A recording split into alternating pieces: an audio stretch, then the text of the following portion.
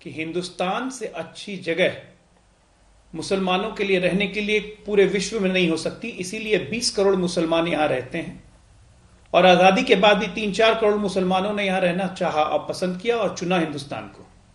1946 में चुनाव में हुए थे, 90% मुसलमानों ने, हिंदुस्तान के मुसलमानों ने मुस्लिम लीग को वोट दिया था, यह बिल्कुल विदित है, सच्चाई है। लेकिन जब बंटवारा हुआ तो उन्हीं मुसलमानों ने हिंदुस्तान को अपना वतन चुना और यहीं रहने की चाहत रखी, वो इसलिए क्योंकि हिंदुस्तान पर उनको भरोसा है। लेकिन समस्या यह है कि आज जो तबलीगी छुपे हुए हैं, चाहे वो 500 हो या 600 हो या 700 हो, वो इसलिए छुपे हुए हैं क्योंकि तस्लीम रहमानी जैसे लोग ये अविश्वास की खाई को बढ़ाने का काम करते हैं। दोनों तरफ की बात कर रहे हैं। आप शाहीन बाग से के समय से इनका कैरेक्टर एनालाइज कीजिए। आग लगाने के अलावा इन्होंने कुछ नहीं किया। आज तो कह रहे हैं कि सरकार को पकड़ना चाहिए, पुलिस सर्विलेंस कर ले, पुलिस सख्ती से पकड़ के ले आए। 20 दिन पहले ये बात क्यों नहीं कह रहे थे 30 मार्च को, 29 मार्च को, जब हम लोग कह रहे थे कि अगर नहीं पकड़े जाए तो सख्ती से पकड़ना चाहिए? उस वक्त तो नहीं कहा, आज कह रहे कि पुलिस पकड़ के ले आए। कैसे पुलिस के हाथ में जादू का डंडा है? मोबाइल ऑफ करके बैठ गए घर पर। मौलाना साहब, हमारे धर्मगुरु साहब, इन्होंने सबसे पहले अपील की थी कि सब कोई सामने आओ, सब कोई सामने आओ। उस वक्त ये क्यों खामोश थे? उस वक्त क्यों खामोश थे? आज तबलीगियों को पूरे मुसलमानों का नुमाइंदा बनाने में इन लोगों की सबसे बड़ी भूमिका है और आज ये तबलीगी से पल्ला झाड़ रहे हैं। आज ये तबलीगी से पल्ला झाड़ रहे हैं। ये दिखाता है इनका डुअल नेचर, इनका दुगला चरित्र, और इनके कारण मुसलमान देश में बदनाम होता है। और आज ये नहीं समझ रहे हैं कि उन मुसलमानों के कारण सबसे ज्यादा कोई इफेक्ट हो रहा है तो उन मुसलमान भाई इफेक्ट हो रहे हैं, मदरसों में बच्चे इफेक्ट हो रहे हैं, और तभी इनको कोई चिंता नहीं होती है। कल कानपुर के मदरसों में बच्चे पकड़े गए हैं कोरोना से, किसकी जिम्मेदारी है? जिम्मेदारी लेंगे कोई?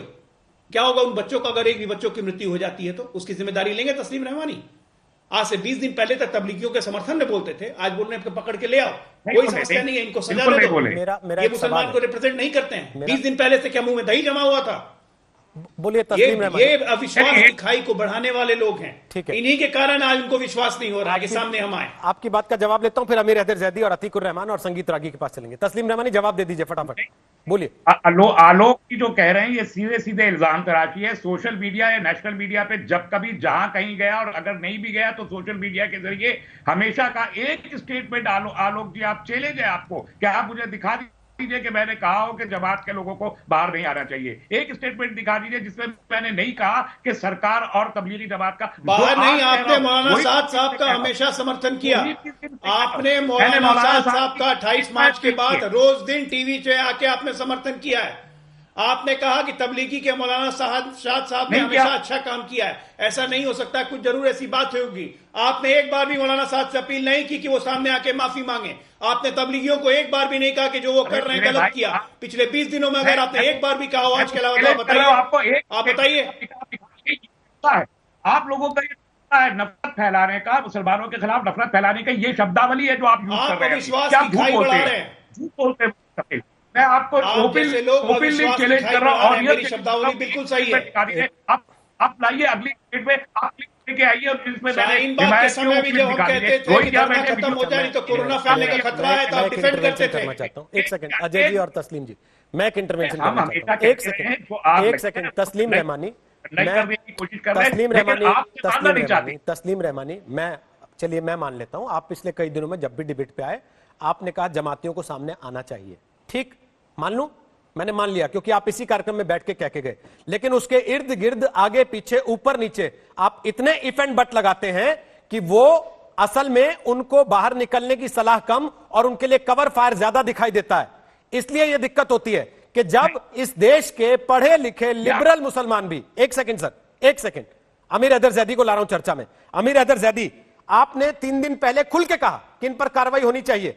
मैंने आपके स्टैंड की तारीफ भी की, लेकिन उस दिन भी मैंने आपसे कहा कि अगर इस देश का पढ़ा लिखा लिबरल मुस्लिम भी इफ एंड बट्स लगाएगा, किंतु परंतु करेगा और यह कहेगा कि जाओ पहले उस आदमी का साइन लेके आओ जिसने विदेशी जमातियों को आने दिया था, तो यह साफ समझ में आएगा कि यह क्या कर रहा है। अमीर हैदर जैदी बोलिए, फिर संगीत रागी आपके पास आ रहा।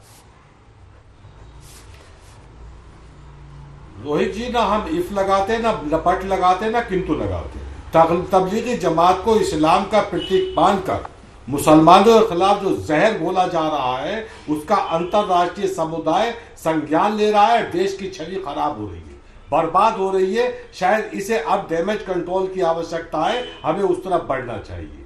क्यों कि हम अगर देखें सोशल मीडिया के ऊपर जो चल रहा है, जो अंतर्राष्ट्रीय बिरादरी की प्रतिक्रिया आ रही है, उसका देश का बहुत बड़ा नुकसान हो गया है। उस नुकसान की भरपाई के लिए हमें शायद अभी से एजेंडों को त्याग देना चाहिए। हमें इस पे इस तरह से बात नहीं करनी चाहिए। हाँ। अगर कोई आदमी कोरोना बिल्ली सामने आए तो कबूतर को आंखें बंद कर लेनी चाहिए, वो ये सोच के कि बिल्ली चली जाएगी। आप ये क्यों नहीं कहते एक बार भी कि मौलाना साद को बाहर निकल आना चाहिए? एक बार भी ये क्यों नहीं कहते जो 284 लोग केरल में, आपकी अपनी सरकार है सर, सोचिए, जिसने ये मिसाल पेश की देश के सामने कि हम कोरोना से कैसे निपट सकते हैं, वो परेशान हो रही है कि 284 लोग मोबाइल बंद करके बैठे, इनका आता पता नहीं कहां गए, क्या कर रहे हैं, पता नहीं कितने लोग इनमें से पॉजिटिव हो और कितनों को आगे वो नुकसान पहुंचा दें। फिर उनको क्यों नहीं बोलते आप एक बार भी कि बाहर निकलिए, बनस्पत ये कहने की देश की छवि खराब हो रही है क्योंकि इस पर चर्चा कर रहे हैं आप। देखिए रोहित जी, केरल की सरकार को अगर यहाँ पे आइडियल मानकर काम किया जाता तो अब तक कोरोना के ऊपर फतेह हासिल कर ली, लेकिन मुझको क्या वो कम्युनिस्टों की सरकार है, इसे उसे आइडियल नहीं माना जाता। तो चीनी सीख लेता हूं सर। मौलाना साद की बात, मौलाना साद इतनी बड़ी जमात चला रहे हैं, उनकी जिम्मेदारी बन जाती है कि वो सामने आए और खुद आके कहे कि मैं स्थिति को स्पष्ट करता हूं, या मेरे जो फॉलोवर हैं वो सामने आने चाहिए। ये हम एक मर्तबा नहीं, आपके चैनल पे कई मर्तबा कह चुके हैं। ऐसे वो इतनी बड़ी संस्था चलाने के बाद भी अगर पुलिस प्रशासन के सामने नहीं आ रहे हैं तो ये मौका दे रहे हैं पुलिस प्रशासन को या राजनीति करने वालों को कि वो उसे नफरत फैलाई जाए। उन्हें पता होना चाहिए कि तबलीगी जमात को लेकर नफरत फैलाई जा रही है, तो उनकी जिम्मेदारी बन जाती है कि वो सामने आए। और ये इस्लाम नहीं कहता, इस्लाम ये कहता है कि अगर कहीं महामारी फैल रही है, छुआछूत की बीमारी फैल रही है, तो उस शहर को छोड़ के मत जाओ, ना उस शहर में किसी को आने दो। इसे ही लॉकडाउन कहते हैं। अगर उस शहर में आप मर जाते हैं तो शहीद की मौत मरते हैं। क्या उन्होंने इस्लाम को ये नहीं पढ़ा? रहमानी साहब नहीं जानते इस बात को, ये जिन्होंने फतवा दिया वो नहीं जानते।